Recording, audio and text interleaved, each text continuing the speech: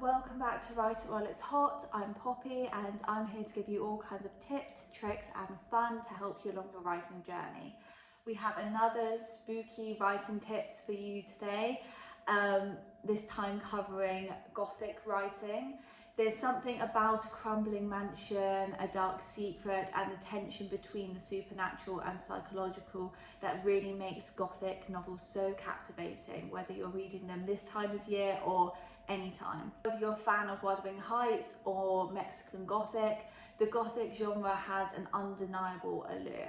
Today I'm going to show you how to craft your own Gothic novel filled with suspense, atmosphere and intrigue. First things first, Gothic novels are all about atmosphere. If you watched my previous video about how to write ghost stories, that was also a really important point there. Atmosphere starts with your setting. Gothic fiction often features decaying castles, haunted houses, desolate landscapes or foggy cities. The setting itself is almost a character which shapes the mood and themes of your story. This is why it's so important to pick the right setting. Choose somewhere that feels isolated and eerie, and whether it's abandoned mansion or the moors or a misty forest, your setting should evoke a sense of mystery and foreboding. For example, in Wuthering Heights, the haunting description of the moors really evokes a sense of dread before anything bad actually happens. It was a very dark evening for summer. The clouds appeared inclined to thunder, and I said we had better sit down. The dismal wind blew moaningly. The wild, kind of desolate setting here echoes the turbulent emotions of the characters, which really ties them into this atmosphere and kind of hints at the events that are going to happen to them in the novel. The weather also plays a key part in Gothic settings, so storms, mist, darkness, anything that kind of hinders your senses really enhances that creepy, unsettling setting that we're going for. Think of the eerie wind in The Haunting of Hill House or the wild moors that we just talked about in Wuthering Heights, and really let nature reflect the inner turmoil of your characters or of the setting. For example, in The Fall of the House of Usher by Edgar Allan Poe, Poe uses the environment and the decaying nature of the house to reflect the decay of the Usher family. During the whole of a dull, dark and soundless day in the autumn of the year, when the clouds hung oppressively low in the heavens, I looked upon the scene before me, upon the bleak walls, upon the vacant eye-like windows.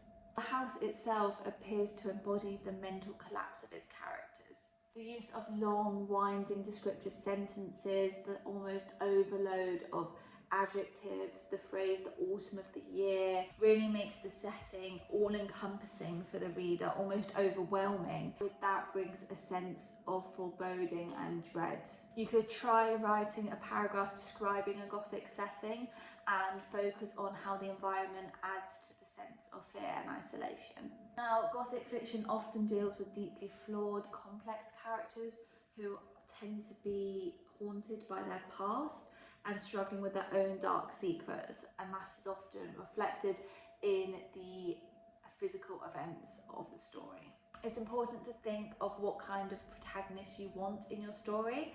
They could be emotionally conflicted, they could be trapped between reason and madness, they could be dealing with themes of grief, loss, isolation. Think of Heathcliff in Wuthering Heights. His character is really shaped by his troubled past. Victor Frankenstein is kind of an archetypal Gothic protagonist. He's consumed by his desire for knowledge and creation, yet then he's deeply tormented by the consequences of his own actions. I had worked hard for nearly 2 years for the sole purpose of infusing life into an inanimate body. For this, I had deprived myself of rest and health. I had desired it with an ardour that far exceeded moderation. But now I had finished, the beauty of the dream vanished, and breathless horror and disgust filled my heart. Frankenstein's psychological complexity is something really to look at if you are kind of going to go down the psychological horror route. It's really the key to creating his compelling character and to kind of work with the idea of an unreliable narrator that is so common in Gothic fiction. Now you also, on the flip side, need to look at developing a villain or an antagonist. The Gothic villain is actually usually alluring and mysterious, but also deeply dangerous.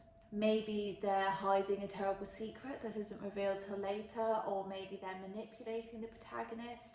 Think about Mr. Rochester or Count Dracula. Dracula is both terrifying but also deeply charismatic, and he perfectly embodies the allure and danger of an archetypal Gothic villain. In one of Jonathan Harker's first encounters with Dracula, the Count's supernatural nature is subtly revealed.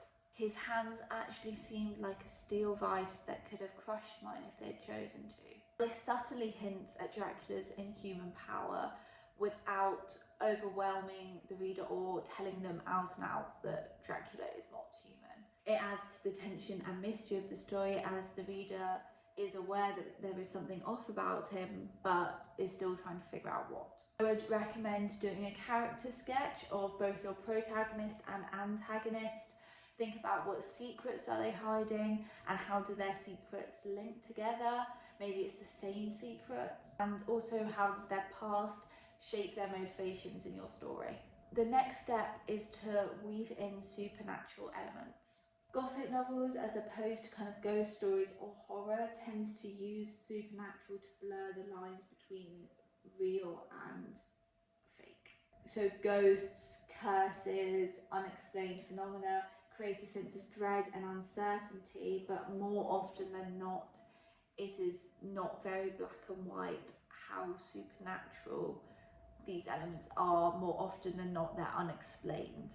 The key to using supernatural elements is subtlety. Think of using the uncanny. For example, the eerie presence in The Turn of the Screw may or may not be real. That's kind of the whole point. The use of ambiguity to kind of keep the readers guessing. Is there really a ghost, or is the protagonist kind of losing their grip on reality?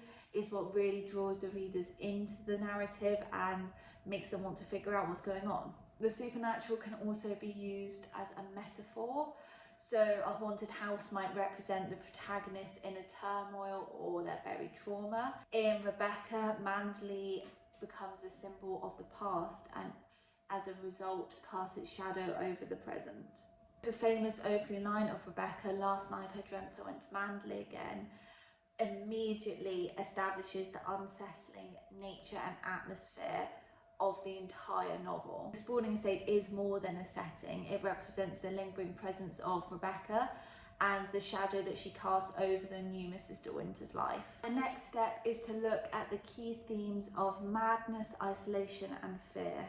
Gothic fiction often delves into psychological territory, exploring themes like madness, isolation, and especially fear of the unknown. These elements add tension and intrigue to your story. It's quite fun to play with psychological horror. In Gothic novels, the real horror does tend to be psychological rather than a proven ghost or haunting. It's quite nice to keep it ambiguous on whether or not your protagonist is losing their mind, or is there something real lurking in the shadows. The Yellow Wallpaper, which is a super short flash fiction story I really recommend reading, is a great example of how madness and isolation can drive the plot. As the protagonist slowly unravels, she becomes obsessed with the wallpaper in her room. The pattern does move, and no wonder the woman behind shakes it. This descent into madness, linked with her isolation and also the oppression of women at the time, creates a powerful psychological horror. Fear of what lies beyond human understanding is the cornerstone of Gothic literature. Whether it's a fear of death, ghosts, darker aspects of the human condition, your story should leave readers questioning what's real and what's imagined. For example, we've mentioned The Haunting of Hill House before, but Eleanor's increasing paranoia and fear is compounded by the unsettling nature of Hill House. Hill House, not sane, stood by itself against its hills, holding darkness within. It had stood for 80 years and might stand for 80 more. The house here becomes a symbol of her fears and instability, and they both kind of work with each other and mirror each other, kind of building both the house's instability and Eleanor's emotional instability at the same time. It's really important here to think about, what is your protagonist's biggest fear? Is it something tangible, or is it something that's in their mind? And then how can you use that to create even more terror in your story? Lastly, let's look at building tension and plot and pacing. The plot of Gothic literature often revolves around the use of secrets, as we mentioned before, whether they're hidden family histories, dark pasts, or supernatural forces. If you unravel mysteries slowly and keep your readers on edge, you can really build that point of revelation and then the fallout. Gothic novels thrive on slow tension. They kind of differ that way between like horror and thriller, which are a lot more fast-paced. It really is important here to let your readers feel the dread creeping in as the mystery unravels. Withhold as much information as you can and then use cliffhangers to keep them turning the pages. For example, in The Woman in Black by Susan Hill, she masterfully builds suspense through the subtle hints and then delayed revelations. But I was sure it had come from the woman with the wasted face. Each eerie moment builds on the last one, which really wonderfully draws the reader deeper and deeper into the mystery and the horror of the story. The climax of a Gothic story then often reveals the true horror behind the mystery. Whether it's a supernatural revelation or a dark family secret, make sure the build-up really pays off with an emotionally charged, intense climax. For example, spoiler alert for anyone that hasn't gotten around to reading Jane Eyre yet, the revolution of Bertha Mason in Jane Eyre is one of the most famous Gothic climaxes. In the deep shade at the further end of the room, a figure ran backwards and forwards. What it was, whether beast or human being, one could not at first sight tell. The suspense of this secret, which is repeatedly hinted at throughout the novel, finally comes to a head and changes everything for Jane and the reader. When writing a Gothic story, it is really important to plan and outline correctly. Really be detailed when you outline the build up to your story's climax, and think about how will you reveal the hidden secret or supernatural truth to the reader in a way that will surprise and shock them. So yeah, that's all I have for today. Thank you all for watching. The Gothic genre really is my favourite genre to read and to write, especially this time of year. It really allows you to explore the dark, mysterious and uncanny elements of storytelling and humans in general. From chilling settings to unsettling characters and eerie supernatural elements, you really have all the tools you need to craft a compelling Gothic novel. So now it's your turn to bring those shadows to life.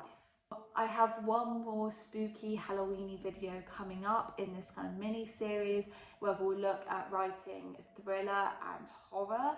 So if that's more up your street, definitely keep a lookout for that.